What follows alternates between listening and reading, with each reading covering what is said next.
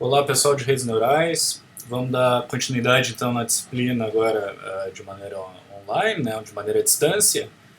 Na aula de hoje então a gente vai falar, a gente vai seguir tentando chegar perto do conteúdo do semestre, que é redes neurais, mas na aula de hoje a gente vai falar do algoritmo de backpropagation. O algoritmo de backpropagation que a gente vai ver que nada mais é do que a própria regra da cadeia das derivadas parciais. E aí a gente vai ver como é que a gente usa isso no sentido de atualizar os parâmetros daquela nossa função paramétrica que a gente estava utilizando para classificar imagens. Basicamente, então, se a gente for relembrar da questão da função paramétrica, a gente tinha uma função f que recebia como entrada uma imagem x e que possuía uma série de parâmetros, e a gente quebrou esses parâmetros, uma matriz W de parâmetros, num vetor B de bias. Os vetores que são independentes dos valores e a matriz W que associa um parâmetro basicamente a cada um dos pixels, das intensidades do nível de cor dos pixels da imagem. A gente viu uma forma super simples de uma possível função paramétrica, que é simplesmente fazer W vezes x mais B. Então a gente faz essa multiplicação de matriz aqui, onde W é uma matriz, x é o vetor imagem esticado, aí B é o vetor de bias. A gente sabe que o resultado dessa função, que sai dessa função paramétrica, são os scores S, que é aquilo que nós chamamos de função de scores, né? Então a gente sai como resultado um score por classe, por conceito que a gente quer classificar a imagem. Por exemplo, um score entre 10 possíveis conceitos que a gente quer classificar. A gente viu como quantificar quão bom estão meus valores de W e B em termos de classificação. A gente viu várias funções de custo, uma delas que a gente viu foi o chamado range loss, que é a função de custo do SVM. Então tem um máximo entre 0 e aqui o score obtido pela classe correta, o score obtido pelo classificador, menos o score da classe correta, mais 1, para a gente quantificar o custo, né? Para todas as classes que não a classe correta. E aí a gente viu, além do range loss, a gente viu também o log likelihood, mas a gente viu então que seja qual for a nossa função de custo, aqui a gente tem a função de custo por imagem, a gente pode ter também a função de custo média, a função de custo geral, para um grupo de N imagens. Pode ser todas as minhas N imagens de treinamento, ou pode ser as imagens que estão no meu batch, que eu estou usando para classificar as imagens. Onde basicamente o que eu somo é o loss, é o custo associado a cada uma das imagens, mais um termo de regularização que vai punir por determinados valores de peso. E a gente viu que, e eu comentei com vocês que essa função de regularização aqui a gente vai ver em algum momento no futuro, em alguma das aulas a seguir. Então o que a gente precisa fazer, dado a nossa função paramétrica que gera scores, e uma maneira de quantificar o custo, quão bons estão os meus parâmetros que estão gerando esses meus scores, o que a gente quer fazer, o que a gente precisa fazer, é calcular o vetor de gradientes com relação a W. Então a gente precisa derivar a nossa função de custo para descobrir as derivadas parciais da função de custo com relação a cada um dos meus parâmetros em W. E quando eu escrevo W aqui é W e B ao mesmo tempo. Então a gente precisa do vetor gradiente, as derivadas parciais com relação aos pesos. Por que as derivadas parciais? Aí se a gente for relembrar rapidamente, a gente vai se lembrar imaginando uma função de custo, então, que tem esse determinado formato, que eu não estou enxergando, né? A gente começaria o algoritmo com um valor aleatório de W, aqui imaginando um cenário unidimensional, que eu tenho um único parâmetro, um único valor de W. Supondo que esse valor cai aqui, o que a gente viu foi o chamado o gradiente descendente básico, ou vanilla, que diz que eu posso fazer um processo iterativo, em que eu atualizo iterativamente o meu valor de W, pegando o valor antigo dele e subtraindo, caminhando no sentido oposto da minha derivada parcial da minha função de custo com relação a W. Aqui não é uma derivada parcial, é uma derivada total, por isso a notação com D, porque eu só tenho um único parâmetro, mas se fossem vários parâmetros é a notação de derivada parcial. Seria a derivada dl dw. E aí, por que disso? Por que desse menos, o porquê desse alfa? A gente viu que o alfa é o tamanho do passo que eu dou em direção aonde o gradiente me aponta, e eu sempre caminho no sentido contrário do gradiente. Por quê? Porque o que essa derivada me dá é a inclinação da reta tangente à função no ponto que eu estou derivando, então é exatamente a inclinação dessa reta aqui verde, que ela é tangente à função no ponto que eu derivo, em W. Essa inclinação aqui, nota que é uma inclinação positiva, e o que a gente quer de W, a gente quer chegar no mínimo do custo, a gente quer o W que me dá o menor valor de custo, ou seja, a melhor classificação possível, então a gente quer subtrair W. Se a gente quer subtrair W, como essa inclinação é um número positivo, a gente tem que ir no sentido oposto, a gente tem que ir no sentido oposto que o vetor de gradiente me dá. O vetor de gradiente, então, essa inclinação me aponta para onde, isso aqui está me apontando para onde a função atinge o valor máximo, a gente vai ir no sentido oposto. A gente vai dar um passo, um determinado passo aqui no sentido oposto, um passo desse tamanho, ou seja, subtraímos um pouco de W. E a gente vai repetir esse procedimento, a gente vai fazer isso de maneira iterativa. Nesse novo valor aqui eu vou ter uma outra reta tangente aqui, agora com uma inclinação menor. Eu vou fazendo isso, vou dando meus passos aqui, esse alfa é o tamanho do passo, um valor entre 0 e 1, eu vou dando esses passos em direção até um ponto em que a minha derivada é zero ou virtualmente zero. Não há local que eu me desloque, que eu dê um passo, a ponto de continuar descendo no meu loss landscape, na minha paisagem de custo ou de perda. A gente viu também que quando, se o W inicial for um valor por aqui, se eu calcular essa derivada, agora ela vai dar uma inclinação, vai dar a inclinação dessa reta aqui, que é uma inclinação negativa. Se eu tenho uma inclinação negativa, eu tenho menos um número negativo, menos com menos dá mais, o que na prática o que está acontecendo é que eu vou começar a somar em W, somar, até que novamente a minha inclinação seja zero. Então o que a gente falou do gradiente descendente, imaginando então esse nosso loss landscape aqui, para um problema agora não de uma variável, mas de duas variáveis, de dois parâmetros, né, dois parâmetros que eu quero otimizar, descobrir os melhores valores. O algoritmo de gradiente descendente a gente começa com valores aleatórios aqui para todos os parâmetros que eu tenho envolvidos, W0 e W1, vamos supor que eles me levaram para esse local aqui. O que eu faço então, eu computo a minha derivada então, da minha função de custo, com relação a cada um dos parâmetros, e dou um passo em direção oposta à inclinação, aqui no caso do plano. Então o plano aqui está me levando possivelmente numa direção assim, então eu vou caminhar, vou dar um passo na direção desse plano, e vou fazer isso consecutivamente, várias vezes, até que eu não possa mais dar passo nenhum, porque o meu plano agora aqui ficou com inclinação zero. E aí a gente viu também que o gradiente descendente ele é, sim, dependente da inicialização. Pode ser que eu inicialize numa outra zona, de maneira aleatória, e que nessa outra zona, conforme eu vou calculando então as derivadas parciais, isso me leve a um outro mínimo. E pode ser que esse mínimo aqui não seja um mínimo global. Aqui eu tenho um mínimo local e possivelmente o mínimo global dessa função de custo seria esse daqui. Então a gente vai ver também em redes neurais que esse é o caso, que o nosso loss landscape ele pode ser não convexo, e ser não convexo significa ter vários vales, vários mínimos locais. A gente vai ver maneiras um pouco mais inteligentes de fazer essa inicialização dos valores dos parâmetros. Então basicamente o nosso gradiente descendente vanilla, a versão básica.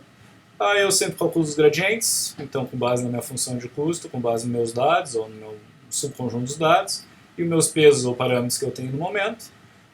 E com base nesses gradientes, eu atualizo meus parâmetros, meus pesos, indo no sentido oposto, então de onde os gradientes estão apontando.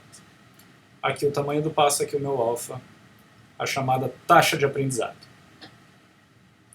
O que a gente vai ver na aula de hoje é como é que a gente consegue fazer esse cálculo, então, dos gradientes. E para que a gente faça o cálculo, então, dos gradientes, principalmente em funções compostas, em funções complexas, a gente vai utilizar como ferramenta de abstração o que a gente chama do grafo computacional. Então a gente vai quebrar a função que a gente quer derivar sob a forma de um grafo, onde cada nó desse grafo vai ser uma operação em si, que pode ser em cima dos dados, em cima dos parâmetros, uma operação em cima das entradas que esse nó está recebendo. Então, por exemplo, a gente pode ter a nossa função paramétrica simples, então aqui eu estou abstraindo inclusive o vetor de bias, então imagino que a minha função paramétrica é simplesmente w vezes x. No meu gráfico computacional, então, eu tenho x, eu tenho a minha matriz w, ambos entram como entrada para um nó de multiplicação, que está fazendo essa multiplicação aqui. Ao fazer essa multiplicação, o que eu tenho como resultado são os scores. Os scores, então, entram como entrada para esse outro nó, e esse outro nó é uma função de custo, por exemplo, o range loss, esse que eu estou mostrando aqui. Se eu quiser fazer depois com regularização, a regularização vai ocorrer, é uma função que ocorre simplesmente em cima dos pesos, e que eu somo ao loss dos dados, ao custo dos dados, que vem do range loss, e isso me dá, então, o meu custo final de classificação. Então, basicamente, a nossa ideia vai ser utilizar um algoritmo capaz de diferenciar, ou seja, de calcular as derivadas parciais de funções compostas. Notem que essa é uma função composta. Eu tenho uma função de vários passos. Eu tenho uma multiplicação e o resultado disso dessa multiplicação entrando numa outra função. Então, esses scores aqui eu computo a partir da minha função f. Somo isso com o resultado de uma outra função de regularização. Então, notem que é uma função composta que a gente quebrou nesse gráfico computacional nessas subfunções. E a saída desse meu gráfico computacional me dá o meu custo, o custo de classificar os meus dados, quão bom está sendo o meu desempenho. O gráfico computacional ele vai ser útil, e aqui eu mostro para vocês uma das redes neurais profundas que a gente vai ver ao longo do curso, que é uma rede que foi desenvolvida lá em 2014 pelo Google, chamada Rede Convolucional GoogleNet. Quando a gente vê esse desenho de um monte de caixinhas, na verdade o que essas caixinhas estão fazendo é justamente abstraindo a questão do grafo computacional, nos abstraindo a questão da rede neural enquanto gráfico computacional, onde cada caixinha então são operações que eu tenho. Aqui eu estou passando a imagem de entrada. Todas essas caixinhas aqui são caixinhas que envolvem parâmetros, essas caixinhas azuis, vermelhas, eventualmente as verdes, algumas envolvem parâmetros, aqui é concatenação, então não. E na ponta, essas caixinhas em amarelo, pontos diferentes que eu estou calculando na minha função de custo, na minha rede neural convolucional. Então tudo isso daqui está num gráfico computacional até a minha última saída aqui, que é o resultado de custo que eu estou tendo. Então, para que a gente entenda o porquê que vai nos ser útil quebrar no gráfico computacional, vamos começar com uma função extremamente simples, não com um classificador, não com uma rede neural, nem com um classificador linear que a gente está vendo. Vamos imaginar uma função que ela opera em cima de três parâmetros, três variáveis, x, y, z, que ela é simplesmente x mais y e o resultado multiplicado por z. Essa é a nossa função f. Vamos imaginar que essa nossa função f, a gente vai inicializar os valores x, y, z como menos 2, 5 e menos 4. Se a gente plugar então esses valores, menos 2, 5 e menos 4, no grafo, então a gente tem menos 2 mais 5 é mais 3, 3 vezes menos 4 é menos 12, então o resultado final da minha função é menos 12 para esses valores aqui. Basicamente o que a gente fez foi decompor a minha função f numa função q, onde essa função q é x mais y, então a gente pode imaginar que aqui eu tenho a minha função q, que é x mais y. E aí se a gente for derivar essa subfunção da minha função f, se eu for fazer a derivada da função q, que é simplesmente uma soma, vamos imaginar que a gente está calculando então a derivada dessa função q, a derivada de x mais y, com relação a x. Então a variável que a gente está derivando é x, significa que a gente está somando a x uma constante qualquer, que não nos interessa, que é y aqui, mas que é em termos da derivada com relação a x, y é uma constante. Então vocês vão se lembrar que a derivada da soma de um determinado valor com outro, com relação a uma constante, é 1. Então, se a gente for derivar a função q com relação a x, isso dá 1. E, obviamente, com relação a y também. Agora, y é a variável que a gente está derivando, x virou a constante, derivada de q com relação a y também é 1. E aí vocês vão notar, então, que a nossa função f agora ela foi decomposta, então, em simplesmente q vezes z. Então, a nossa função f foi decomposta em q vezes z, onde q é uma subfunção agora, mas que a gente está abstraindo, como sendo uma variável, ou uma constante, q vezes z. Se eu for derivar, então, a minha função f com relação a q, vocês vão se lembrar da derivada da multiplicação. Então, a derivada da multiplicação de uma variável, no caso aqui Q, por uma constante, a resposta é sempre a própria constante, Z. E se eu for fazer esse mesmo pensamento, só que agora estou derivando com relação a Z, então Z agora é a minha variável, a minha constante é Q. Então a derivada da multiplicação com relação a Z vai ser Q. O que a gente quer calcular, o que vai nos interessar então, é a derivada da função f, que é a minha função final, que é o meu gráfico computacional inteiro, com relação às entradas, com relação a x, com relação a y e com relação a z. A gente pode fazer isso através do método que a gente viu na aula passada, que eu chamei de gradiente numérico, ou o método das diferenças finitas. Lembre-se do significado então do cálculo das derivadas. Derivada de uma função qualquer, f de x, com relação a x, é o cálculo do limite, um limite conforme um h tende a zero. Então eu tenho o h, que é aquele valor infinitesimal, aquele valor que é virtualmente zero, mas não zero. O jeito então que eu posso fazer isso de maneira algébrica é somar em x um valor infinitesimal, um valor bem pequenininho em h, computar o novo resultado da função f, e subtrair esse novo resultado do valor antigo, do valor que eu tinha da função f quando eu não somava em x o valor h, quando eu só tinha x. E em cima dessa diferença eu vejo a razão disso com relação a h, com relação àquilo que mudou, com relação àquele valor infinitesimal que eu somei em x. Com isso, com essa razão que eu vou ter a taxa de atualização ou modificação instantânea da função, se eu modifico em x, o que acontece? Então, se eu mexer um pouquinho em x, o que vai acontecer com o resultado da minha função f? Qual é a intensidade dessa alteração do pouquinho que eu mexi em x na função f? É exatamente isso que me dá o meu cálculo da derivada. Então vamos testar a derivada da soma. Vamos imaginar que a minha função f de x simplesmente é x mais 5. Então é x mais uma constante 5. A gente pode implementar então o método das diferenças finitas aqui, que é uma implementação em Python. Então minha função f é simplesmente o parâmetro x mais 5. E aí eu computei essa função que eu chamei de gradiente numérico, que eu estou passando como entrada então para essa função que calcula o gradiente numérico, a função que eu quero derivar é f, x que é o parâmetro da função, e h que é o meu valor infinitesimal. Então h, como eu não tenho como representar valores infinitesimais em computador, o que eu faço é escolher um valor bem pequeno. Aqui eu escolhi 1 vezes 10 na menos 4, 0.0001. Então notem que o meu gradiente, a minha derivada, sim, eu simplesmente computo fazendo f de x mais h menos f de x sobre h, que é justamente essa definição, e retorno o gradiente. Então aqui eu botei um valor aleatório de x, x10, o resultado da minha função vai ser 15, e eu estou imprimindo o gradiente dessa função. Então a derivada da soma a gente sabe que tem que dar 1. Então se vocês executarem esse código aqui, vocês vão ver que ao executar, o valor que ele vai dar então é virtualmente 1, né? Não dá exatamente 1, porque eu não tenho aquele valor infinitesimal, meu h é um valor não é infinitesimal, um valor pequeno, mas é um valor que existe, um valor real. Logo isso daqui é virtualmente 1, que é o que tem que dar a derivada da soma. Se eu testar a derivada da multiplicação, fazendo agora o mesmo pensamento, só que agora em cima de x vezes 5, a minha função então é multiplicar x vezes 5, a implementação aqui do gradiente numérico, método das diferenças finitas. De novo inicializei o x com 10, para um valor fixo infinitesimal de 1 vezes 10 a menos 4. Então se eu executar, a gente sabe que pela derivada da multiplicação, a derivada tem que dar 5, que é a constante pela qual a gente está multiplicando, derivar f com relação a x.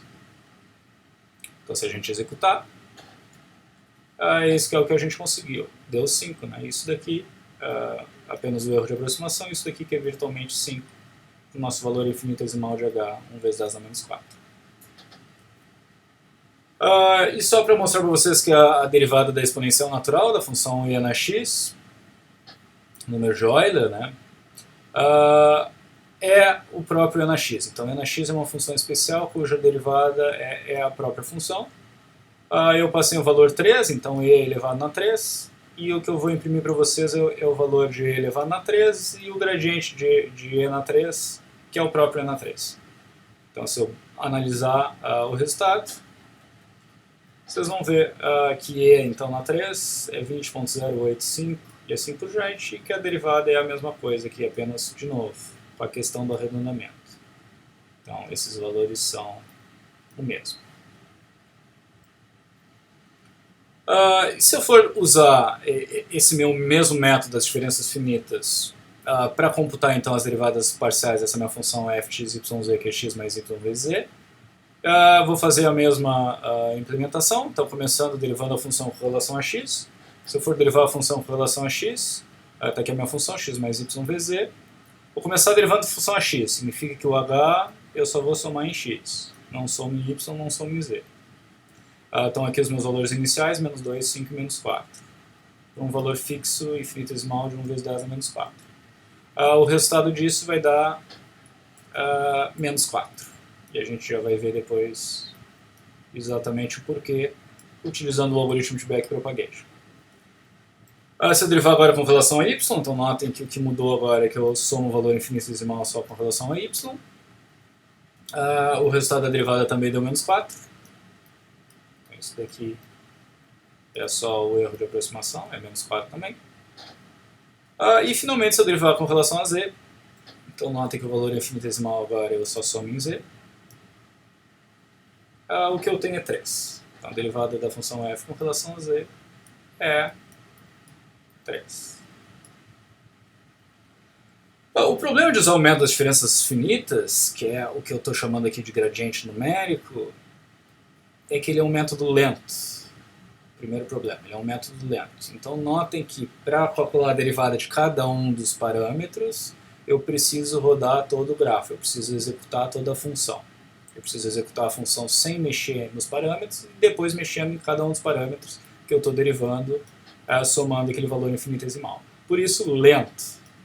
O outro problema, ele é uma aproximação devido ao fato do meu valor infinitesimal, meu h, não ser realmente valor infinitesimal, não tem como representar valores infinitesimais computacionalmente. Então, isso aqui eu uso números muito pequenos, eu estava usando 1, 10 menos 4, certo? Mas tem uma vantagem, o gradiente numérico, o método das diferenças finitas, incrivelmente fácil de codificar, vocês viram ali que com poucas linhas de Python, resolvemos, então aqui é o ponto positivo, conseguimos resolver as derivadas de todas as nossas variáveis.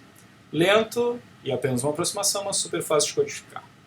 O que eu quero mostrar para vocês agora é o que a gente chama do cálculo do gradiente analítico, que nada mais é do que resolver analiticamente, pelas leis do cálculo, e de uma única vez, todas essas derivadas aqui. E esse procedimento que eu vou mostrar para vocês, é esse procedimento exatamente que a gente começou a chamar de backprop, ou backpropagation. É esse daqui que a gente chama de backprop. Como é que vai funcionar? A gente vai pegar o grafo computacional, a gente vai fazer o que a gente chama do forward no grafo computacional, que é pegar os valores das variáveis que estão aqui, e operar o grafo, né? Fazer o menos 2 mais 5, que deu 3, 3 vezes menos 4, menos 12. Então, chegar na resposta final. No momento que a gente chegou na resposta final, o que a gente vai fazer é, a primeira coisa que a gente vai fazer, derivada da função f com relação a ela mesma. Então, se eu mudar a própria saída da função, se eu pegar esse menos 12 e somar um h infinitesimal, o que acontece com a saída da função? Ora, ela obviamente aumenta na exata mesma intensidade. Se eu somar um valor infinitesimal aqui em h, o que vai acontecer com a função é que eu estou somando um valor infinitesimal. Então a minha inclinação, a minha reta tangente nessa função, a minha taxa de variação, o quanto que mudou é 1. Inclinação 1. Então mexer um pouquinho aqui me faz com que mude o valor da função na exata mesma proporção. Uma vez que eu tenho esse valor aqui, então isso daqui é a minha derivada de f com relação a f. A gente anota em vermelhinho aqui esse gradiente. A gente passa para derivar o restante do grafo. Então agora a gente vai derivar a função f com relação a z. Ora, se derivar a função f com relação a z, f é q vezes z, então isso aqui é simplesmente uma derivada da multiplicação. Se é com relação a z, a gente sabe que a resposta é q. Q aqui é 3, então esse gradiente aqui vai ser 3. 3 vezes 1. Então, como eu estou quebrando esse cara, o que eu tenho é 3 vezes 1, que é 3. Agora vamos derivar f com relação a q. F com relação a q, de novo, f é q vezes z. Com relação a q é z, então o valor é z, o valor de z é menos 4. Isso daqui vai ser menos 4 vezes o meu gradiente global, aquele que está vindo lá da ponta, que é 1, é menos 4. Agora vamos derivar f com relação a y. Então, derivar f com relação a y, eu preciso explicitamente pensar na regra da cadeia, que é a coisa que a gente já estava fazendo quando a gente multiplicava por 1, mas agora eu tenho que definir isso de maneira explícita. Então, a derivada de f com relação a y, usando a regra da cadeia das derivadas, então a regra da cadeia me permite decompor f em subfunções. E ao fazer isso, computar as derivadas dessas subfunções, a regra da cadeia me diz que basta que eu multiplique essas derivadas. Então, a derivada de f com relação a y, eu primeiro tenho que derivar f com relação a q. Eu primeiro tenho que chegar nesse ponto aqui do grafo, derivando f com relação a q, que a gente já calculou, isso deu menos 4. Aí esse valor eu tenho que multiplicar, aí sim, pela derivada de q com relação a y. Então, se eu for fazer o procedimento, eu tenho menos 4 vezes a derivada de q com relação a y. Q é uma soma, q é x mais y. A derivada da soma com relação a y aqui, então é y mais uma constante. A gente sabe que a derivada da soma é 1. Então o que eu vou ter é menos 4, que é a derivada de f com relação a q, vezes 1, que é a derivada de q com relação a y. Isso dá menos 4. Então aqui, meu gradiente em y é menos 4. Sigo o mesmo pensamento com relação a x. De novo, a regra da cadeia, derivada de f com relação a q, vezes a derivada de q com relação a x. Isso vai dar de novo menos 4 vezes a derivada de q com relação a x, assim como a derivada de q com relação a y, é a mesma, porque é a mesma operação, é a soma. É 1, 1 vezes menos 4, menos 4. E é isso que a gente derivou utilizando a regra da cadeia das derivadas, ou o chamado backpropagation. A gente conseguiu calcular para uma determinada função composta f, x mais y vezes z, as derivadas de f com relação aos valores de entrada, todos os parâmetros de entrada x, y e z. Então, genericamente, o que a gente vai imaginar aqui nesse gráfico computacional é que todo nó no meu gráfico computacional está executando uma função f. Essa função f pode ter uma, duas, três, muitas entradas. Aqui eu estou representando como se tivesse duas entradas para essa função f, x e y. Basicamente, o que eu tenho que computar, então, para a minha função f, a minha função f, então, com relação a x e y, me gera um valor z. Então, basicamente, com relação a f, eu tenho o que a gente chama do gradiente local, que seria a derivar essa função f, né, a derivada de z, que é o valor da função f, com relação a x, e a derivada de z com relação a y. Esses dois elementos eu chamo de gradiente local, gradiente que só depende desse nó. Com relação à própria saída desse nó, qual é o impacto de eu mexer nas duas entradas, x e y. Esse é o chamado gradiente local. E o que eu tenho também no backprop vai ser sempre um gradiente global, um gradiente que está vindo do final do meu grafo, que está vindo nessa direção. Na ponta do meu grafo computacional, no que diz respeito a redes neurais ou abordagens paramétricas, eu tenho a minha função de custo, a função f, que é a última função que vai estar na ponta do grafo. O que eu estou fazendo até o momento, eu tenho um gradiente global que está sendo computado e multiplicado e arrastado para trás, retropropagado, por isso backpropagation. O gradiente, então, da minha função de custo com relação a esse z, ele está vindo aqui, está sendo multiplicado. Ele é um valor qualquer, aqui em vermelho, vamos chamar um valor qualquer aqui, φ, por exemplo. E esse gradiente global, que é a derivada de L com relação a z, esse valor que está vindo aqui, o que eu preciso fazer com a regra da cadeia, para passar esse gradiente global para trás do grafo, é multiplicar esse gradiente global, que está aqui, pelo gradiente local correspondente da entrada desse nó. Então, se eu quero saber o gradiente, se eu quero passar o gradiente pela entrada x, eu vou ter o gradiente dl dz vezes dz dx. A mesma coisa se eu quiser o gradiente passando para cá, para y. Eu vou ter dl dz, que é o gradiente global, multiplicado pelo gradiente local aqui, dz dy. Então, a regra da cadeia, no gráfico computacional, eu sempre tenho um gradiente global que está vindo, da parte mais da frente do gráfico, multiplicado pelos gradientes locais. Então, para cada função f, eu tenho como calcular o gradiente local, para cada uma das entradas. Eu tenho um gradiente global que vem, e para que eu passe esse gradiente pelas entradas para trás do grafo, eu faço simplesmente a multiplicação correspondente. Gradiente global vezes o gradiente local da entrada. Basicamente, notem que esse nó aqui, esse x e esse y, pode ser que sejam x e y, podem ser que sejam saídas, valores computados a partir de outros nós do grafo, de outras operações. E esse grafo se estende, esse grafo é um grafo enorme, redes neurais desses grafos vão ser enormes. Então aqui eu vou ter, basicamente, quando eu tenho um valorzinho vermelho aqui computado, esse dl dx, vai ser o meu gradiente global que eu vou passar para trás, que vai depender desse novo nó, dessa nova função, que vai ter, por sua vez, gradientes locais e assim por diante.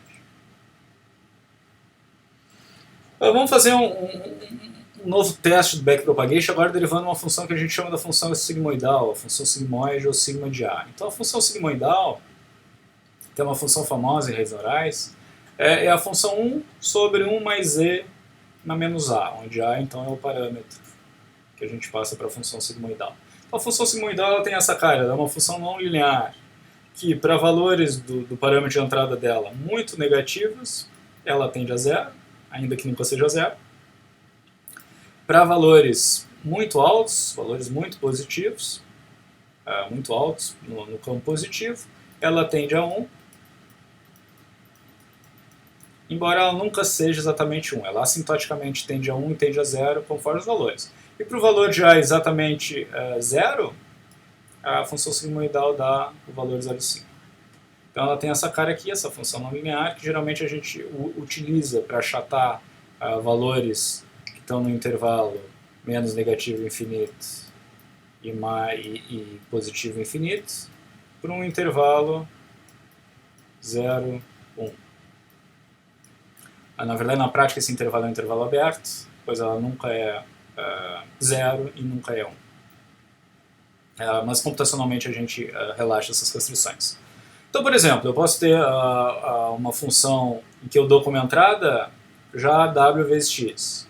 Então eu dou como entrada um parâmetro livre w0, que seria o meu bias, mais w1 vezes x1, mais w2 vezes x2. Vamos derivar essa função aqui na forma de um grafo computacional. Então vamos montar o grafo. O grafo para esse cara seria, se eu tenho então os meus parâmetros w0, que é o meu bias, w1 e w2, o w1 multiplica x1, e está aqui o nó, o w2 multiplica x2, está aqui o nó, eles são somados, w1x1 mais w2x2, e isso a gente soma com w0. Então a partir desse ponto aqui do grafo, a gente tem computado o parâmetro da função f, da função sigmoide. Então esse parâmetro da função f a gente passa adiante. O que a gente vai fazer com ele? A gente vai inverter o sinal, menos 1, que é botar esse menos na frente. O resultado disso, a gente vai passar como parâmetro para a exponencial natural, ou seja, como o expoente desse e. A gente vai somar o resultado dessa exponencial natural com 1, a gente vai fazer essa soma aqui. E finalmente a gente vai fazer 1 sobre esse valor, para que a gente compute essa fração, 1 sobre o valor correspondente. Então está aqui o nosso gráfico computacional da função sigmoide, totalmente quebrado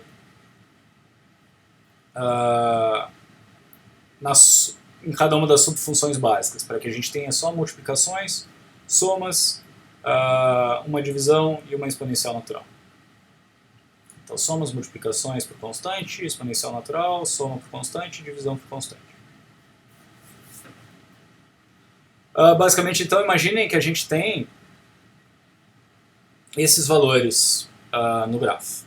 2, menos 1, menos 3, menos 2, menos 3, valores que eu inventei agora. Então, 2 vezes menos 1 a gente tem menos 2 vezes menos 3 a gente tem 6 mais menos 2 a gente tem 4 mais menos 3 a gente tem 1. 1 vezes menos 1 a gente tem menos 1. Menos 1 e elevado a menos 1, isso dá 0,37. 0,37 mais 1, isso dá 1,37. E 1 divididos por 1,37, isso vai me dar 0,73. Fizemos o forward no grafo. Então isso é o equivalente a computamos a função f. Ou fazer o forward, a parte para frente do grafo. Jogamos os valores para frente. Agora nós vamos fazer o backpropagation. Agora nós vamos computar os gradientes, começando pelo gradiente global na ponta da função. E a gente vai computar os gradientes com relação a todas as entradas, todos os valores de w e os dois valores de x. Para nos ajudar aqui, uma tabelinha então com as derivadas, com as tabelinhas das derivadas. Dizendo que a derivada de e na x é e na x, que a derivada da multiplicação é a constante pela qual a gente multiplica, que a derivada da soma é sempre 1, e que a derivada de 1 sobre x é menos 1 sobre x ao quadrado. Então a gente começa botando 1 aqui na ponta, que é a derivada da função com relação a ela mesma. E aí o próximo elemento que a gente vai derivar, então a gente vai derivar, a gente tem aqui o nosso gradiente global e a gente vai calcular o gradiente local de 1 sobre x. Ora, a derivada de 1 sobre x é menos 1 sobre x ao quadrado. Então menos 1 sobre 1,37, que é o valor de x, ao quadrado, isso vai dar menos 0,53. Menos 0,53 vezes 1, menos 0,53. Então, esse agora é o gradiente global que está chegando nesse nó, e é esse daqui que nós vamos seguir passando para trás. Então, a próxima operação seguindo para trás é a soma. Então, a derivada da soma de 0,37 com 1, a constante é 1, não interessa qual é a constante, porque a derivada é sempre 1. 1 vezes menos 0,53 dá menos 0,53. Está aqui o nosso gradiente global correndo para trás. Próximo passo, derivada de e na x. X é menos 1. E na menos 1, 0,37, arredondando 0,37. Derivada de e na x é 0,37 também, porque é o próprio e na x. Então a gente tem 0,37 vezes menos 0,53, isso arredondando dá menos 0,20. Isso dá menos 0,19 uns quebrados, que vira menos 0,20 arredondando. Agora o próximo é a derivada da multiplicação, então estou multiplicando 1 por uma constante menos 1, a derivada da multiplicação é sempre a constante, então menos 1 vezes menos 0,20, que é o gradiente local, vezes menos 0,20, que é o gradiente global, isso vai dar mais 0,20. Próximo elemento, uma soma. Então eu tenho 4 mais uma constante menos 3, não interessa qual é a constante na soma, a derivada é 1, 1 vezes 0,20, 0,20. Mesma coisa para o outro lado da soma, então notem que sempre que eu tenho um nó de soma, o que eu estou fazendo é pegando o gradiente global e jogando para trás, distribuindo o gradiente global, mais 0,20 aqui também. Derivada da soma aqui, esse 0,20 então eu vou distribuir para cá e para cá. E aí agora eu tenho uma derivada da multiplicação. Vamos derivar primeiro com relação a W1. Então eu tenho 2 vezes menos 1. Então a derivada de 2 multiplicado por uma constante menos 1 é a própria constante menos 1. Menos 1 vezes 0,20, menos 0,20. Agora vamos derivar com relação a x1. Derivada dessa multiplicação com relação a x1 é menos 1 vezes uma constante 2, é a constante 2. 2 vezes 0,20, 0,40. Vamos para o próximo. Agora derivar com relação a W2. W2, que é menos 3 vezes a constante menos 2, dá menos 2. Menos 2 vezes 0,20, menos 0,40. Menos 0,60 para x2, que é menos 3 vezes 0,20. Então notem que aqui a gente termina o processo de derivação e a gente tem as derivadas da função com relação a W1, com relação a x1, com relação a W2, com relação a x2 e com relação a W0. Uma coisa que eu quero que vocês percebam aqui é que o circuito sigmoide, então, é a função em si, 1 sobre 1 mais e na menos a, onde a é o parâmetro, onde esse w e x aqui operados é o meu parâmetro a, tudo isso daqui é o meu parâmetro a. Eu quero mostrar para vocês que esse circuito, o circuito sigmoide aqui nesse meu circuito, nesse meu grafo, ele está aqui. Então até aqui, até essa parte aqui do grafo, era simplesmente para computar a combinação linear das entradas. Então o circuito sigmoide em si está aqui. Se eu calcular analiticamente a derivada do sigmoide com relação à entrada x, ou a entrada a, então d sigma de x de dx, analiticamente dá para a gente computar usando todas as regrinhas e toda a parte da regra da cadeia. Eu tenho e na menos x sobre 1 mais e na menos x ao quadrado, isso daqui eu ainda consigo decompor nessa multiplicação aqui. Isso aqui é bem fácil de ver, depois vocês façam no caderno para vocês relembrarem o porquê disso daqui está correto. Isso aqui eu consigo ainda simplificar, chegando à conclusão que a derivada do sigmoide é 1 menos o valor do sigmoide vezes o valor do sigmoide. O valor do sigmoide que a gente calculou, se vocês pararem para observar, foi 0,73. Então, para essa entrada, para uma entrada de valor 1, que é o resultado de toda essa parte aqui de cima, de todos esses parênteses, uma entrada de valor 1, o sigmoide dá 0,73. E notem que se eu jogar na forma analítica do sigmoide aqui, 1 menos 0,73 vezes 0,73, isso dá 0,20. E 0,20 é exatamente o valor que a gente encontra como a derivada do circuito sigmoide, que está aqui.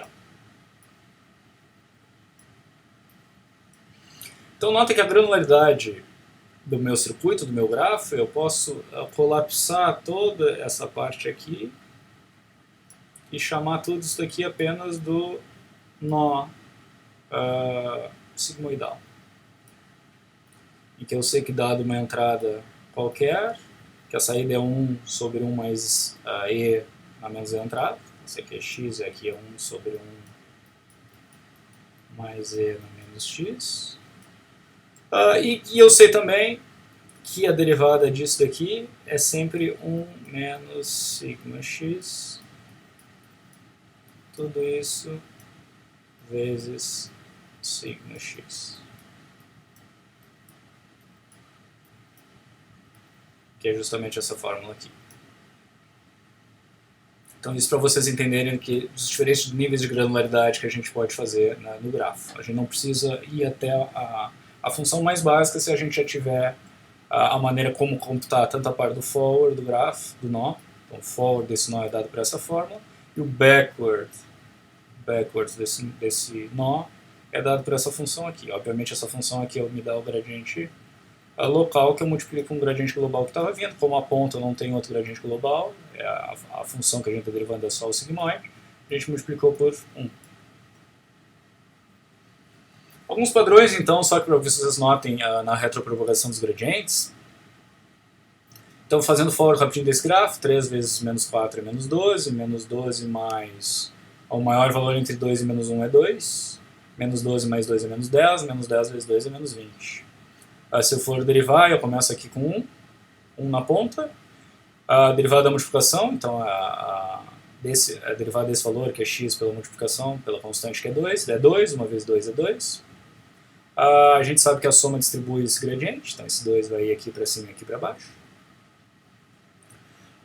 E agora pensando na multiplicação de novo, a derivada com relação a x, que é 3 é menos 4 vezes 2 é menos 8, e com relação a y é 3 vezes 2 que é 6.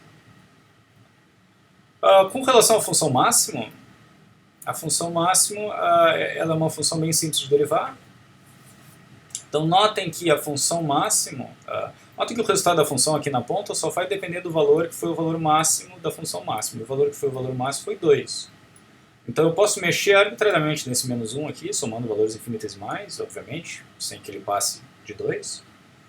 Que isso não vai ter impacto nenhum. Então na verdade que a derivada da função máximo é 1 para o valor que foi o máximo. Então para z ela é 1. 1 vezes 2, isso dá 2. E para w ela é 0. 0 vezes 2, isso dá 0.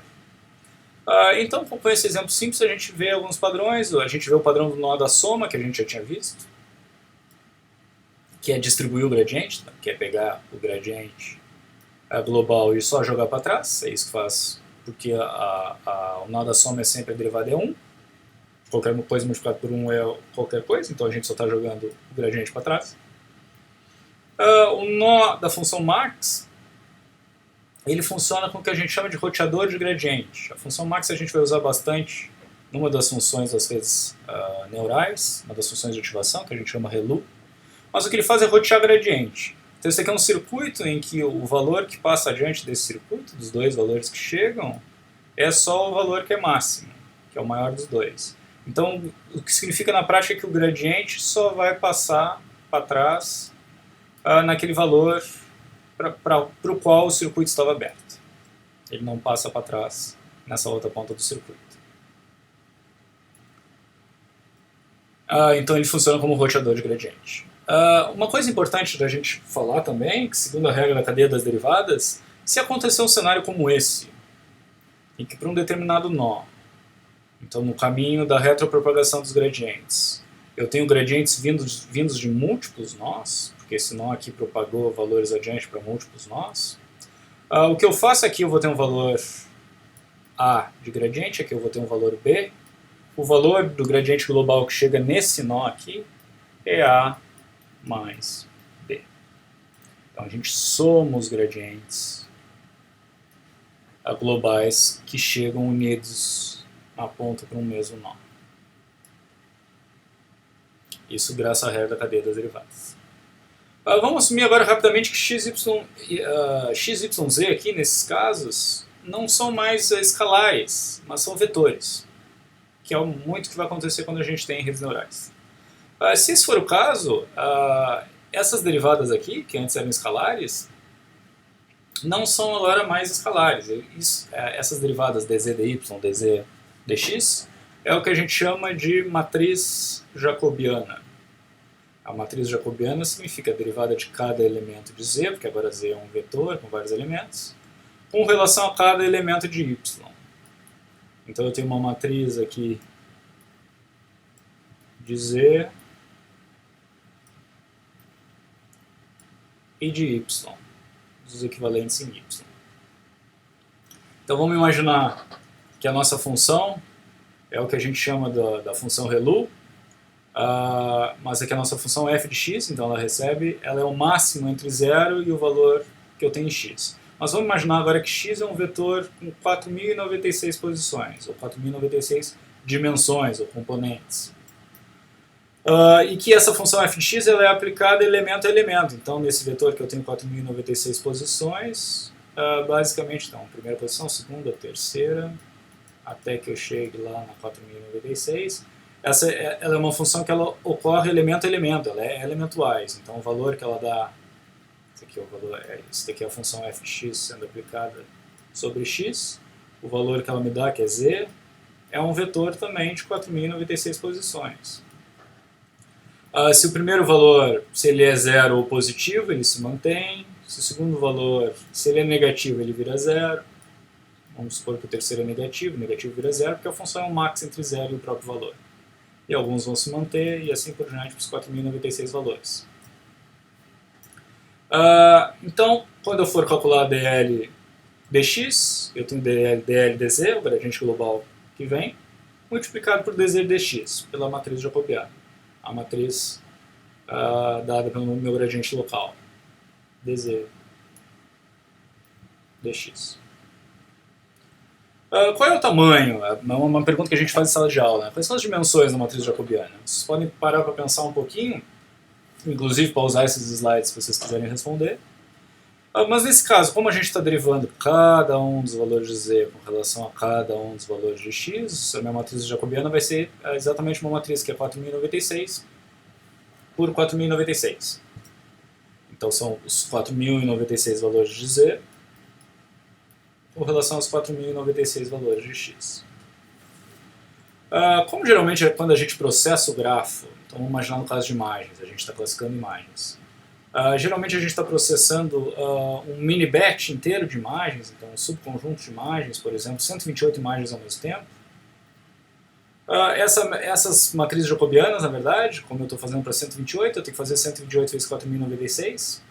O tamanho dessa matriz jacobiana é 524.288 por 524.288. São os 4.096 valores de cada uma das 128 imagens, tanto em Z quanto em X. Então, as derivadas de cada um dos valores de Z com relação a cada um dos valores de X. Isso é bem grande, é uma matriz bem grande que começaria a nos preocupar em termos de memória. Mas a gente vai ver que isso não é um problema, porque a matriz jacobiana tem uma propriedade interessante. A propriedade interessante da matriz jacobiana aqui, imaginando a minha função f, é que ela vai ser uma matriz diagonal. Ela vai ser zeros em todos, então ela é uma matriz que tem zero em todas as posições, menos na diagonal principal. Então só vai me interessar a derivada de Z1 com relação a X1, a derivada de Z2 com relação a X2. Então só vai me interessar os elementos na diagonal principal. Pelo fato que os elementos fora da diagonal principal não afetam. Então os valores de X que não o que está gerando aquele valor correspondente de Z não afeta aquele valor de Z, por isso que é zero em todas as outras posições. Então na prática aqui a gente só tem esses valores aqui de interesse, que seriam os 128 vezes os 4.096, pensando nas imagens, né? Ou os 4.096 valores aqui de cada uma das 128 imagens, os 524.278 valores. Vamos ver um exemplo rapidinho vetorial de gráfico computacional. Até então a gente estava só em exemplos com escalares, mas vamos imaginar que a função desse meu grafo, ou a subfunção de parte do meu grafo, é a norma L2 ao quadrado de W vezes X. Então a norma L2 ao quadrado, vocês vão se lembrar que para calcular a norma de um vetor, eu calculo a raiz quadrada de cada uma das componentes do vetor ao quadrado, somadas. Então a primeira componente V1 mais a segunda componente V2 ao quadrado. Assim até a última componente, a 10ª componente ao quadrado. Se eu calculo a norma L2 ao quadrado, então isso aqui tudo é a norma L2. Se eu elevo ao quadrado, o que eu estou dizendo é o seguinte, bota esse quadrado aqui, que na prática esse quadrado vai cancelar com essa raiz. Então o cálculo que está sendo feito aqui é simplesmente a soma das componentes quadráticas do vetor. Vamos imaginar que W é uma matriz 2 por 2, uma matriz de números reais. Vamos imaginar que X, que é o representante da minha imagem, então W como se fosse os parâmetros, X é como se fosse o representante da minha imagem, que seja um vetor coluna, 2 por 1. Se eu fizer W vezes X, com multiplicação de matriz, a gente sabe que isso vai me gerar um vetor que eu estou chamando de vetor Q, que é um vetor 2 por 1. Porque o número de colunas da primeira matriz bate com o número de linhas da segunda, então o resultado é o número de linhas da primeira com o número de colunas da segunda. Então, basicamente, a minha função f é f de q, que é simplesmente a norma L2 ao quadrado, e isso daqui me dá um escalar. Então, me dá um valor escalar. Então, eu pego o q e somo os quadrados dos componentes desse vetor, isso vai me dar um único valor. Vamos imaginar que W tem esses valores, 0,1, 0,5, menos 0,3, 0,8. São os 4 valores da minha matriz, aqui é a minha matriz 2 por 2. Vamos imaginar que X seja um vetor com esses dois valores, 0,2 e 0,4, um vetor coluna. Para eu fazer Q, a multiplicação, que é W vezes X, então a multiplicação de matrizes a gente sabe que é sempre a linha por coluna, depois a próxima linha coluna e assim por diante. Então, o resultado disso é multiplicar 0,1 vezes 0,2 mais 0,5 vezes 0,4. Isso vai me dar o primeiro elemento. E o segundo elemento do vetor Q é dado ao multiplicar menos 0,3 por 0,2 mais 0,8 por 0,4. Isso vai me dar o segundo elemento. Então, Q é um vetor de só 2 por 1. 2 elementos. Se eu fizer essas multiplicações, e vocês podem conferir e fazer aí no caderno, Q então vai dar 0,22 e 0,26. Então 0,1 vezes 0,2 é 0,02, 0,5 com 0,2 é 0,10, e isso dá 0,22. Perdão, 0,1 vezes 0,2, 0,02, 0,5, 0,4, 0,20, isso dá 0,22. Menos 0,3 com 0,2 é menos 0,06, 0,8 com 0,4,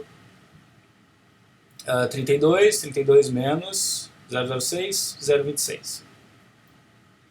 E finalmente na saída na ponta eu tenho só elevar esses valores ao quadrado e somar eles, então 0,22 ao quadrado mais 0,26 ao quadrado, isso dá 0,116. Vamos começar a derivar, então a gente começa derivando, botando 1 na ponta do gráfico computacional, né, derivada da função com relação a ela mesma, o que acontece? Eu mexo infinitesimalmente nas saídas 0,116, me dá uma inclinação de 1, eu estou mexendo exatamente naquela mesma quantidade 0,116. Se eu for derivar f com relação a cada um dos valores de q, como a operação que eu estou fazendo é, então, q1 ao quadrado mais q2 ao quadrado, a gente poderia decompor isso com o nó da soma, e a gente sabe que a derivada da soma é 1. O que vai nos sobrar, então, é cada valor que a gente está derivando, porque o outro é a constante, a soma com uma constante. E a gente sabe que a derivada, quando o expoente, que a gente faz, o expoente passa para frente e subtrai de 1. Então a derivada de f com relação ao QI, seja QI, Q1 ou Q2, é 2 vezes QI. Então a gente faz 2 vezes o valor de QI e multiplica por 1 para seguir na regra da cadeia. Aqui só a notação vetorial, então meu vetor gradiente ao derivar f, meu vetor gradiente em Q, é 2 vezes o vetor Q. Isso me dá 0,44, que é 0,22 vezes 2, e 0,52, que é 0,26 vezes 2. Então aqui eu tenho os gradientes com relação a Q. Derivei f com relação a Q, até aqui os gradientes. O próximo passo agora é derivar Q com relação a W. E a minha derivada de Q com relação a W, notem que o que eu tenho basicamente é multiplicação de matrizes, e isso dá para a gente inferir que é a mesma coisa do que a multiplicação dos escalares. Então, o que vai acontecer? Meu Q é um vetor, então eu posso estar derivando Q com relação a uma das componentes do vetor e com relação a qualquer um dos 4 valores da matriz. Então, genericamente, se eu derivar a késima componente de Q, que é um desses dois caras, com relação a W e J, se K for igual a I, que é essa representação aqui, significa que a gente vai multiplicar xj por 1. Se não, multiplica por 0. Essa daqui é a função, a identidade com uma condicional, né? Se k for igual a i. Por que isso? Notem que se eu estiver derivando Q1, então eu estou derivando Q1, que é 0,22, com relação ao primeiro elemento aqui, W11. Então Q1 com relação a W11. 1 é igual a 1? Sim. Então o que eu tenho que fazer... O que significa esse 1 ser igual a 1? Significa que esse valor 0.1 esteve envolvido para que a gente conseguisse calcular esse valor de 0,22. Dois valores estiveram envolvidos especificamente nisso, W11 e W12. Ou seja, K tem que ser igual a I, ao indexador da linha, porque esses dois valores da linha 1 me geram o primeiro valor de Q. Então o resultado é XJ. Se eu estou derivando em relação a W11, XJ vai ser o X1. Por quê? Horas. Para que eu gerasse o valor 0,22, eu multipliquei 0,1 por 0,2 e somei mais um termo. Mas com relação a esse valor aqui, o que eu fiz foi multiplicar 0,1 com 0,2 para chegar em 0,22. Então, imaginando em escalares, eu tenho 0,1 vezes 0,2 para chegar em uma multiplicação de 0,22. Se eu estou derivando em relação a 0,1, é a constante que eu estou multiplicando, que é 0,2, que é o meu x1. E esse mesmo pensamento vale se eu estiver na segunda linha aqui com os outros elementos. Então vamos fazer com calma aqui. Então, para eu derivar Q1 com relação a W11, a A gente sabe que dá x1, então para derivar com relação a esse cara aqui, esse primeiro valor, dá 0,2. E esse mesmo valor de Q1, se eu derivar com relação a 1, 2, que são os dois, esses daqui são os dois casos que essa função identidade aqui retorna verdadeira, ou seja, que eu multiplico xj por 1 e não por 0.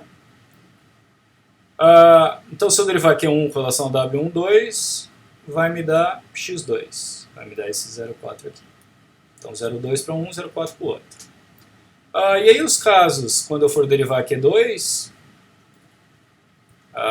Q2 só vai influenciar no 2,1 e no 2,2.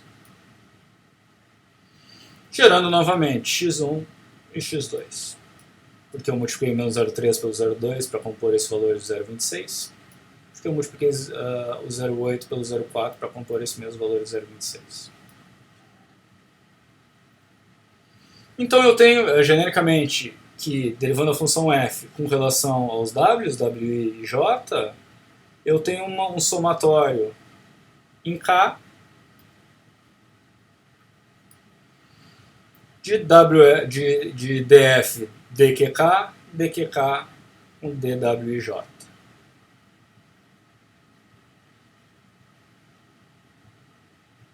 Na prática,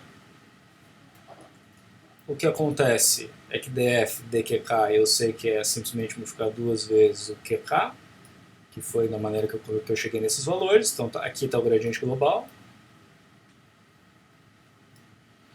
Multiplicado então pela minha função identidade de k igual a i, que retorna 1 quando k for igual a i, pelo xj.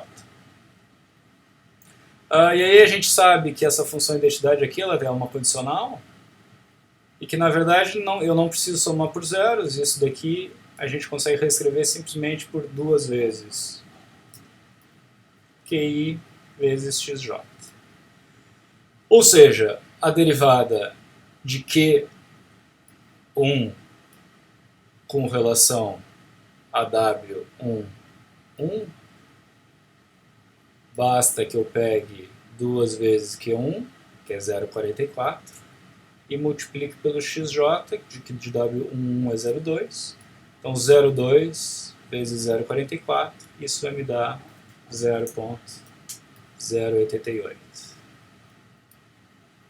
Assim como 0,44 eu vou multiplicar, então se eu quiser calcular a derivada de W1, 2, eu multiplico 0,44 por 0,4, isso vai me dar 0,176. De maneira similar, para eu calcular o valor de W, 2,1, então é W2,1, eu vou pegar esse 0,52, que é o meu Q2. Lembrem-se sempre que esse cara tem que bater com esse, então se é o W21, o I é 2, então o K tem que ser 2, então tem que ser, quando a gente fala dos gradientes, esse cara aqui. Então esse cara aqui eu vou multiplicar 0,52 por 0,2, que é o XJ correspondente, o J aqui é o 2,1, o J é 1, vai dar 0,104, e esse cara aqui eu vou multiplicar. Então, para eu calcular de 2,2, eu vou multiplicar 0,52 com 0,4 para ter 0,208. Eu espero que tenha ficado claro, então, o que está acontecendo aqui quando a gente multiplica. Então, se eu for reescrever isso daqui, esse cálculo da derivada, então, da função f com relação aos parâmetros w, posso escrever de forma vetorial simplesmente como sendo 2 vezes q, onde q agora é um vetor, vezes x transposto. Ao fazer então essa multiplicação de matrizes aqui, então lembre-se que transposto significa trocar linhas por colunas. Então é o x que é 0,204, vira um vetor linha 0,204. Isso multiplicado pelo meu q, 0,22, que continua igual, 0,22, 0,26. E isso multiplicado por 2. Então, se eu fizer essa multiplicação, eu tenho 0,44 e 0,52, linha com coluna, linha com coluna, linha com coluna, linha com coluna. Vou gerar esses meus 4 valores aqui. Certo? Então, notem que o gradiente com respeito a certa variável sempre tem as mesmas dimensões dessa variável. A gente está computando os gradientes de f com relação a w, o w era 2 por 2, então o gradiente tem que ser necessariamente 2 por 2. Se a gente for calcular agora as derivadas com relação a x, então a derivada de qk com relação a xi é wki.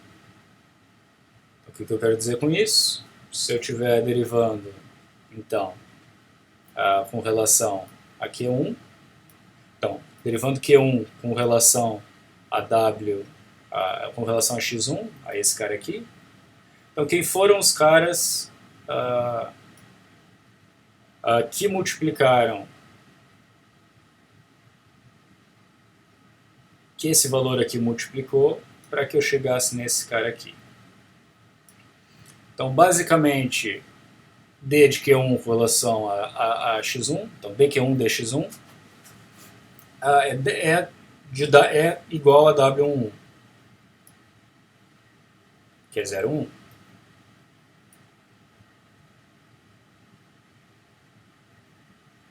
Certo? Então, de novo, a gente multiplicou esse valor aqui por esse, para compor e chegar nesse valor aqui. Então, pela derivada da multiplicação, se eu estou derivando agora com relação a esse daqui, eu tenho o oposto. Eu tenho esse cara aqui, que é 0,1. Se eu fizer a mesma coisa para o segundo cara, quem foi o cara que multiplica com relação a Q1, né? Então, com relação, de Q1 com relação a X2, quem foi o cara que multiplicou X2 para que eu chegasse em Q1? É o W12. E para WQ2, com relação a X1, foi o W21. E com relação a X2, foi o W22. Então notem agora que para X1 e para X2, eu tenho mais de um gradiente de acordo com o que eu estou derivando, da onde que eu estou vindo globalmente. Então o que vai precisar acontecer é eu iterar e fazer a soma. Então, seguindo a regra das derivadas, eu tenho que fazer a derivada da soma.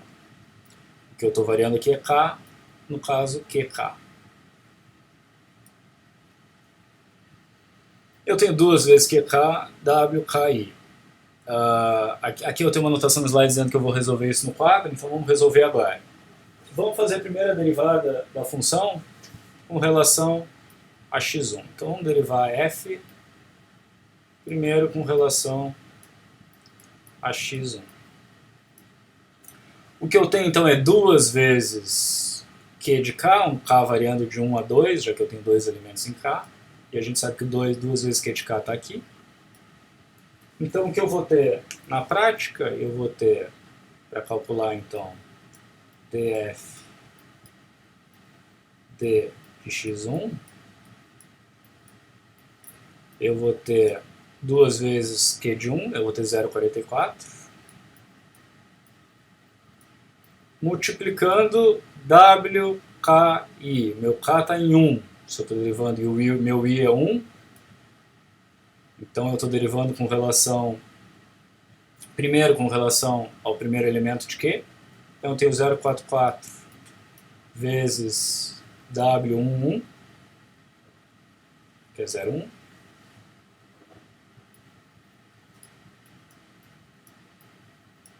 e é uma soma, mas agora vamos pegar o segundo cara, meu K agora iterei, meu K vale 2, duas vezes Q2, que é 0,52, eu tenho 0,52,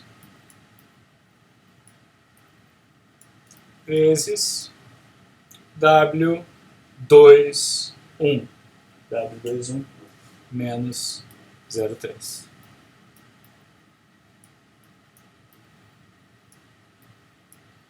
Então isso daqui vai dar igual, se vocês fizerem uma análise, a 0,044 menos 0,156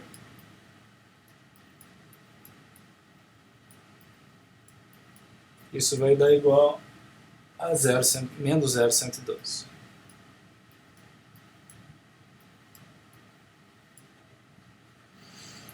Então vamos fazer agora esse mesmo pensamento que a gente fez para derivar a função f com relação a x1, vamos derivar a f com relação a x2.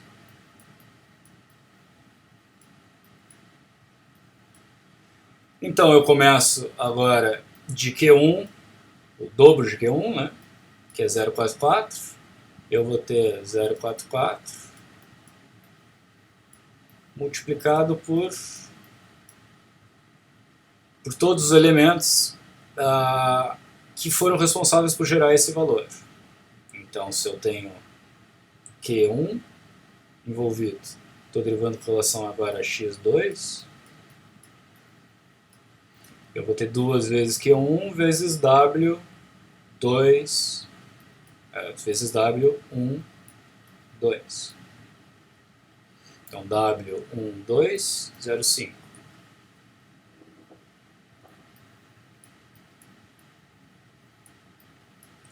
Somado, agora eu estava em Q1, agora eu vou para Q2, vou para cá, dobro de Q2, 0,52.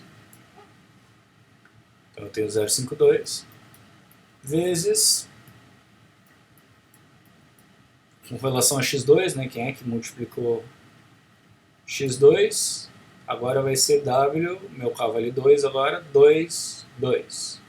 O W22 é 0,8.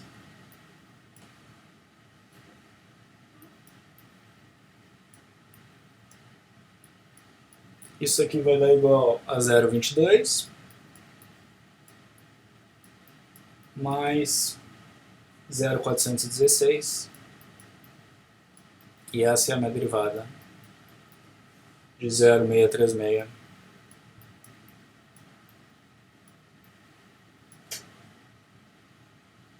Vão ser as minhas derivadas aqui de x. Está aqui, menos 0,112 e 0,636. Então aqui escrevendo de maneira vetorial, eu posso fazer 2 vezes W transposto vezes Q e eu vou ter a mesma coisa que a gente acabou fazendo nesse somatório aqui, numa vez só com uma multiplicação de matriz. Confiram depois no caderno para vocês verem que isso é verdade. E para fechar a aula, é interessante que vocês fiquem atentos que as implementações então do backpropagation, hoje quando a gente fala de redes neurais profundas, envolvem então essa abstração do grafo computacional. Então geralmente no meu grafo computacional eu sempre vou ter um método de forward no grafo computacional e de backward no grafo computacional. No método de forward no grafo computacional, o que a gente tem que fazer é percorrer todos os nós e ir operando. Então, para cada um dos meus nós, numa lista então, de nós em ordem topológica, eu tenho que ter um método então, para organizar os nós em ordem topológica, a ordem que eu vou conectando os nós no grafo. Para cada um desses nós eu faço um forward. E fazer um forward significa fazer a computação daquele nó com relação às entradas que estão chegando naquele nó. E a saída daquele nó fica disponível como entrada do próximo nó em ordem topológica. O retorno, então, desse for vai ser o loss. Então, o último nó do grafo vai retornar o custo. Por exemplo, o custo de classificação de uma imagem que a gente está tentando classificar. E esse grafo computacional ele vai ter um método de backward que faz o contrário. Né? A gente percorre, então, o grafo em ordem reversa. Então, tem um reverter aqui para a ordem topológica, do fim para o início, onde a gente vai fazer o backward. Só que agora esse método de backward, o que ele faz, nada mais é do que computar os gradientes, fazer o backprop. O que ele está fazendo, então, basicamente é computando os gradientes locais na ponta do grafo e jogando como gradiente global para a entrada do próximo nó, e ele vai fazer essas multiplicações. Então, por fim, o que eu vou ter vai ser o gradiente de todas as entradas, e as entradas que me interessam, basicamente, são meus parâmetros, meus Ws, e os meus valores de bias, né? Que é isso que vai me interessar. Aí eu ter esses gradientes para quê? Para que eu use o gradiente descendente lá e use aquela fórmula que diz que W recebe em W menos o alfa multiplicado pela derivada então da minha função de custo com relação a W. Então, só para que vocês tenham uma ideia, essas APIs então, de redes neurais elas vão ter vários tipos de nós, cada nó com a sua implementação de forward e backward. Então, por exemplo, um nó de multiplicação x e y, eu tenho os meus atributos x e y, que eu guardo em memória para utilizar no backward, e eu tenho z, que é a minha saída aqui, que é simplesmente x vezes y. Então, o forward é simplesmente a função que eu estou fazendo, multiplicação de dois parâmetros. E no backward, o que o método backward vai receber, ele vai receber o gradiente global, o gradiente que está vindo do grafo, de trás para frente. E para que eu compute então o dx, eu multiplico o gradiente global por y, porque essa é a derivada da multiplicação. Se é x vezes y, a derivada com relação a x é y. Se é x vezes y, a derivada com relação a y é x. Então basta que eu multiplique o gradiente global pela constante correspondente de quem eu estou derivando. E aqui eu retorno então o meu vetor de gradientes, que eu vou passar para trás para quem precisar consumir. Então, gradiente global e os meus gradientes, meu gradiente passado para trás, meu global pós nó de multiplicação. Por isso que existe muito da analogia em redes neurais das peças de Lego, porque na verdade aqui um exemplo que eu tenho nos arquivos das camadas do Torch, então cada camada, essa abstração de camada que se fala, é a abstração de uma função do grafo computacional, de um nó do grafo computacional. Então o que a gente está fazendo é simplesmente juntando as pecinhas, juntando um nó no outro, para depois fazer a autodiferenciação, onde o nosso método backward que a gente está fazendo é a autodiferenciação, é diferenciar, é calcular as derivadas de maneira automática, utilizando a abstração do gráfico para nos ajudar a montar o backpropagation de maneira simples. Então, para que vocês tenham uma ideia, isso aqui é uma camada, existe uma camada chamada multi-constant no Torch, que na verdade é multiplicar x por uma constante a. Aqui vocês têm então a parte de inicialização, a parte do forward, que é simplesmente fazer a multiplicação do valor pela constante, e a parte do backward. E na parte do backward vocês vão ver que o que ele computa em termos de gradiente é a própria constante que está sendo multiplicada, e isso a gente multiplica pelo gradiente global, que é esse grad output. O Café, que era um outro framework que era utilizado até um certo tempo, não é utilizado mais, mas ele é escrito em C++, dá para ter essa boa noção. Aqui o forward da camada sigmoide, né, da operação sigmoide no Café, é 1 sobre 1 mais n menos x, que é calculado aqui nesse for para todos os elementos que eu tenho, que é em C++, não é vetorial. Mas a camada de backward, notem que a implementação, então, no backward, que é o gradiente, que ele armazena nessa variável que a gente chama de bottom. Top ele armazena os forwards e bottom ele armazena os gradientes. Nada mais é do que o valor de sigmoide, que é o top, vezes o valor 1 menos sigmoide, que está aqui, desculpa, multiplicado pelo sigmoide. Tudo isso vezes o valor que está entrando no gradiente global. Então, para resumir a aula de hoje, é importante que você saiba que as redes neurais atuais são enormes, elas têm milhões de parâmetros, e é impossível a gente utilizar aquele método das diferenças finitas de maneira simples, para que a gente consiga calcular manualmente cada um dos parâmetros. É importante que você saiba que o backpropagation, que é o algoritmo que a gente viu hoje, simplesmente é a aplicação recursiva da regra da cadeia, através de um grafo, que a gente chamou de grafo computacional, para que a gente conseguisse calcular os gradientes de todas as entradas, parâmetros e pontos intermediários. As implementações atuais possuem essa estrutura de grafo, então eles implementam essa API com a ideia de backward e forward, que é a coisa mais intuitiva que dá para fazer, onde forward computa os resultados da operação e salva valores intermediários necessários para o backward em memória, e no backward a gente só aplica a regra da cadeia para calcular o gradiente, com relação às entradas, para calcular o gradiente local e multiplicar pelo global que está vindo. Na aula que vem, então, a gente vai finalmente entrar e começar a falar em redes neurais, como é que a gente sai dessa função paramétrica simples que a gente viu até então e chega nas tais redes neurais. E a gente vai ver um nível de detalhe muito grande com relação a várias coisas no que diz respeito a redes neurais e como é que a gente faz o setup de uma rede neural de maneira eficiente. O que eu quero que vocês leiam, por enquanto, é o capítulo 6 do livro Texto da Disciplina e em breve as notas dessa aula e da aula anterior que eu vou colocar no Moodle. Então assistam essa aula, leiam o capítulo 6 do livro Texto da nossa disciplina. Muito obrigado.